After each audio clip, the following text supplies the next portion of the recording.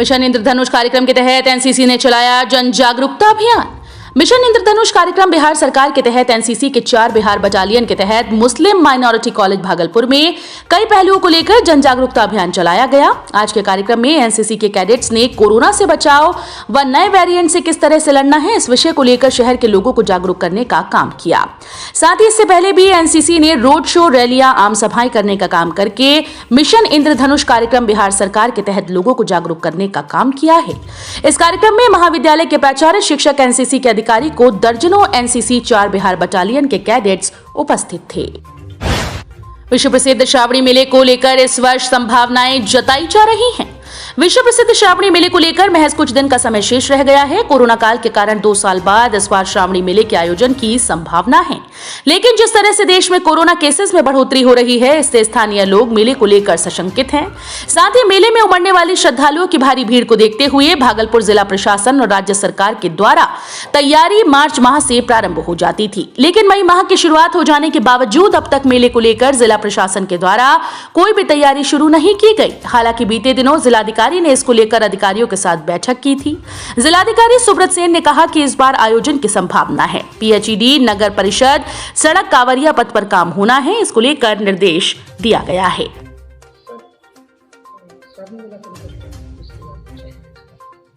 देखिए, कोविड के कारण 2 वर्ष जो है जो श्रावणी मेला का आयोजन है वो नहीं हो पाया था।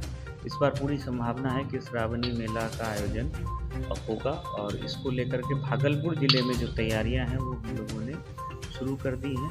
इसके लिए प्रारंभिक बैठक, चूँकि 2 साल हुआ नहीं था इसलिए सभी विभाग के पदाधिकारी भी बदल गए हैं, तो उन लोगों के साथ एक प्राथमिक तौर पर हम लोगों ने बैठक की और पूर्व के वर्षों में जो कार्य किए गए हैं सफल मेला के संचालन के लिए, उन कार्यों के बारे में उनको बताया गया और समयबद्ध तरीके से सभी कार्य पूरे हो जाएं, चाहे वो पीएचडी का कार्य हो, नगर परिषद का काम हो या जो रोड्स हैं, रोड में भी आरडब्ल्यूडी का है, आरसीडी का है, एनएच का जो मेन रास्ता है, जहाँ भी जो थोड़ी बहुत भी कमी है उसको समय से ठीक कर दिया जाए। इसके अतिरिक्त जो विधि व्यवस्था से संबंधित विषय हैं उस पर भी चर्चा हुई है। कांवरिया पथ है उस पर भी जो आवश्यक मरम्मती करना है उसको भी हम लोगों ने उस पर भी विचार किया है।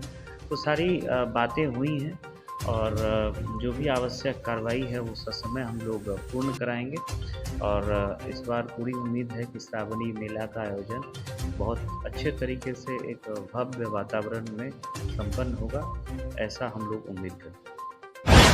भागलपुर के भीकनपुर नेत्रहीन विद्यालय में मूलभूत सुविधाएं न रहने के चलते बच्चे कर रहे हैं पलायन। भागलपुर के भीकनपुर स्थित राजकीय नेत्रहीन मध्य आवासीय विद्यालय के कुछ छात्र व राष्ट्रीय दृष्टिहीन संघ शाखा बिहार के महासचिव अर्जुन कुमार सिंह, जिलाधिकारी सुब्रत कुमार सेन से उनके कार्यालय आकर अपनी कई समस्याओं को लेकर आवेदन दिया। उन लोगों का कहना था कि विगत 3 वर्षों से एक भी नामांकन नहीं हुआ, जबकि आरपीडब्ल्यूडी एक्ट 2016 के तहत दृष्टि दिव्यांगों को समान अधिकार देने की बात कही गई। साथ ही उन लोगों का कहना हुआ कि विद्यालय में पठन पाठन का कार्य बंद है, ब्रेल पुस्तकें नदारद हैं, सरकारी सुविधा बच्चों तक पर्याप्त रूप से नहीं पहुंचने के कारण छात्र यहां से पलायन कर रहे हैं। इस पर शीघ्रता पूर्वक विचार किया जाए। कार्यक्रम में कई नेत्रहीन बच्चे व राष्ट्रीय दृष्टिहीन संघ शाखा बिहार के कई अधिकारी व कार्यकर्ता मौजूद थे। के कर्मी जो आए हैं इन लोग से काफ़ी अपेक्षा है, काफ़ी आशाएं हैं हम लोग की। हमेशा ये लोग कमजोरों की आवाज़ उठाया करते हैं और हमें पूरी उम्मीद है कि इन लोग हम सबों की आवाज़ जनता तक और प्रशासन तक पहुंचाएंगे। मैं आप सबों को बताना चाहूँगा कि भीकनपुर में राजकीय ब्लाइंड स्कूल जो मध्य विद्यालय है वो एकमात्र परिमंडल में विशेष विद्यालय है। उस विद्यालय में आज के डेट में मात्र 8 लड़के रजिस्टर्ड हैं और 1 लड़का उपस्थित है, 7 लड़के वो भी नदारत हैं। विद्यालय की स्थिति ये है कि 3 साल से कोई नामांकन नहीं हुआ है प्रशासनिक उदासीनता की वजह से। और जो छात्र वहाँ हैं, एक छात्र जो मिला उससे हम लोगों ने बात किया तो वो बताया कि सर यहाँ न तो पढ़ने लिखने की कोई बुक है, किताब है और ना ही जो व्यवस्था होनी चाहिए सरफ साबुन की व्यवस्था नहीं है, खाना वाना सही नहीं मिल रहा है। इसलिए हमारे 6-7 मित्र थे वो भी चले गए, अब मैं भी जाना चाहता हूँ। तो मैं राष्ट्रीय दृष्टिहीन संघ बिहार शाखा का जनरल सचिव हूँ, जनरल सेक्रेटरी हूँ। मैं आदरणीय जिला पदाधिकारी महोदय से मिलकर यह बात रखने आया हूँ कि इस विद्यालय को बचा लिया जाए, क्योंकि बिहार में मात्र 3 विशेष विद्यालय हैं, जिसमें एक भागलपुर है, और विशेष विद्यालयों की स्थिति जर्जर जो हो रही है, इसके लिए हम अपने पदाधिकारियों से उम्मीद रखते हैं, मीडिया कर्मी से उम्मीद रखते हैं, और चूँकि हम शोषित वंचित वर्ग से आते हैं, इसलिए हमारी सहयोग और हमारी सहायता होनी चाहिए। RPWD एक्ट के तहत जो विकलांगों के दिव्यांगों के लिए एक्ट है, उसके तहत समानता की बात की जाती है और शिक्षा के अधिकार में समानता की बात की जाती है, लेकिन यहाँ हमारी उपेक्षा हो रही है। मैं अर्जुन कुमार सिंह, जनरल सेक्रेटरी राष्ट्रीय दृष्टिहीन संघ बिहार शाखा, धन्यवाद। प्रकृति की गोद में बसा प्राकृतिक संपदा से भरपूर भागलपुर जिले में सबसे अधिक होता है नीरा का उत्पादन। प्रकृति की गोद में बसा प्राकृतिक संपदाओं से भरपूर भागलपुर जिले का सबसे अधिक नीरा उत्पादन करने वाला गांव रघुचक।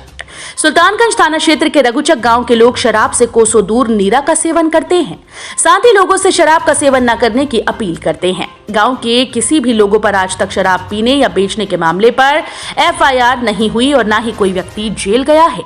बिहार सरकार शराबबंदी कानून को सख्ती से लागू कराने के लिए जहां नित नए कड़े कदम उठा रही है, वहीं नीरा उत्पादन व इसकी बिक्री पर ज्यादा जोर दे रही है। भागलपुर सुल्तानगंज थाना क्षेत्र के रघुचक गांव में बड़े पैमाने पर नीरा का उत्पादन किया जाता है। सुल्तानगंज रघुचक गांव के लोग शराब से दूर नीरा का सेवन करते हैं। सरकार द्वारा इस ओर पहल किए जाने के बाद यहां के नीरा उत्पादक उत्साहित हैं, लेकिन इस क्षेत्र के नीरा उत्पादकों को अब तक सरकारी लाभ नहीं मिला। हालांकि कई क्षेत्रों में नीरा के लिए स्टॉल लगाए गए हैं और उत्पादकों को लाभ मिला है, जिसके बाद अन्य उत्पादकों में भी आस जगी है। अबे हे हो रुको न तोता हाथ करे लगलो महाराज गिलास पकड़ा के रखो, गिलास पकड़िए के रखो हाथ में मुंह में।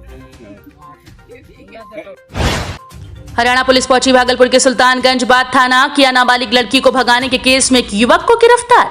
हरियाणा पुलिस ने सुल्तानगंज के बाद थाना क्षेत्र के श्यामपुर गांव से नाबालिग लड़की को भगाने के आरोप में श्याम कुमार को गिरफ्तार किया है। वहीं नाबालिग बच्ची को भी पुलिस ने बरामद कर लिया। 10 दिन पहले युवक हरियाणा के फरीदाबाद से लेकर भाग गया था, जिसके बाद बच्ची के पिता ने फरीदाबाद थाने में युवक के खिलाफ अपहरण का मामला दर्ज कराया, जिसके बाद पुलिस ने कल देर रात नाबालिग बच्ची की बरामदगी के साथ युवक को गिरफ्तार कर लिया। वहीं हरियाणा पुलिस ने दोनों को कोर्ट में पेशी कराकर रिमांड पर ले गई। मामला था क्या, किस मामले में? मामला ये था, यहाँ बात थाना के एरिया ग्राम श्यामपुर का रहने वाला लड़का नीति से एक नाबालिग लड़की को लेके आया था, जिसको कल अरेस्ट किया है आपके एरिया से। अब इसको फरीदाबाद लेके जा रहे हैं। लड़की भी बरामद हो गई? जी बिल्कुल बरामद है। अपना परिचय? Sub inspector Neeraj Kumar, Faridabad police थाना NIT। इंग्लिश चिचरौन के समीप एक स्कॉर्पियो ने 5 साल की बच्ची को मारी ठोकर, गंभीर रूप से हुई जख्मी। भागलपुर अकबरनगर थाना क्षेत्र के इंग्लिश चिचरौन के पास भागलपुर की ओर जा रही तेज गति से एक स्कॉर्पियो ने बच्ची को जबरदस्त ठोकर मार दी। मौके से स्कॉर्पियो फरार हो गया। बच्ची के गंभीर रूप से घायल होने पर ग्रामीणों के सहयोग से रेफरल अस्पताल लाया गया। वहीं डॉक्टर ने गंभीर देख मायागंज रेफर कर दिया। वहीं ग्रामीण ने बताया कि 5 साल की बच्ची गौसिया प्रवीण आइसक्रीम के लिए सड़क पर गई थी। इसी दौरान सुल्तानगंज से भागलपुर की ओर जा रही तेज गति स्कॉर्पियो ने बच्ची को ठोकर मारकर भाग गया। बच्ची गंभीर होने पर रेफरल अस्पताल लाया गया। डॉक्टर ने हालत देखकर मायागंज भागलपुर रेफर कर दिया। हो गया बच्ची मोटर बोलेरो वाला धक्का मार के भाग दिया। कहाँ पे? इंग्लिश चिचरौन में। बच्ची क्या पार हो रहा था क्या? वही स्क्रीन लेने के लिए गई थी या क्या लेने गई थी, बच्ची बोलेरो वाला धक्का मार के भाग गया जी। तो पुलिस पहुंची थी या खबर है कि नहीं? पुलिस नहीं, किसी को तुरंत चले आए, ग्रामीण पता नहीं, किसी को पता नहीं। मोहम्मद इब्रार अली। भागलपुर CNM हॉस्पिटल के बाउंसर ने पत्रकारों से की बदसलूकी, शव देने के एवज में मांग रहे थे 60,000 रुपए। भागलपुर के बरारी थाना क्षेत्र के 0 माइल के पास CNM हॉस्पिटल में इलाज के दौरान झारखंड के गोड्डा जिले के कटवा गांव के रहने वाले समर यादव की मौत दोपहर 12 बजे ही हो गई थी।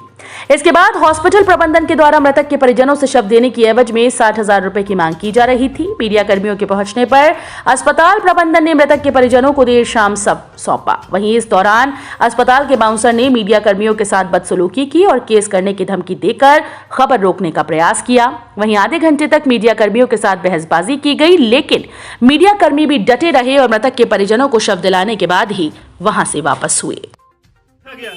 लिखिए ना क्या बताइए ना आप जी। गलत बोल रहे हैं, बिल्कुल गलत बोल रहे हैं, गलत बोल रहे हैं। हाँ, पर बिल्कुल गलत माना नहीं करवाना तो करवा दिए भाई, नंबर ले लिए, करवा दिए।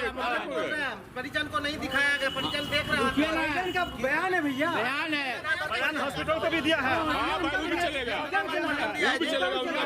वो भी बताइए।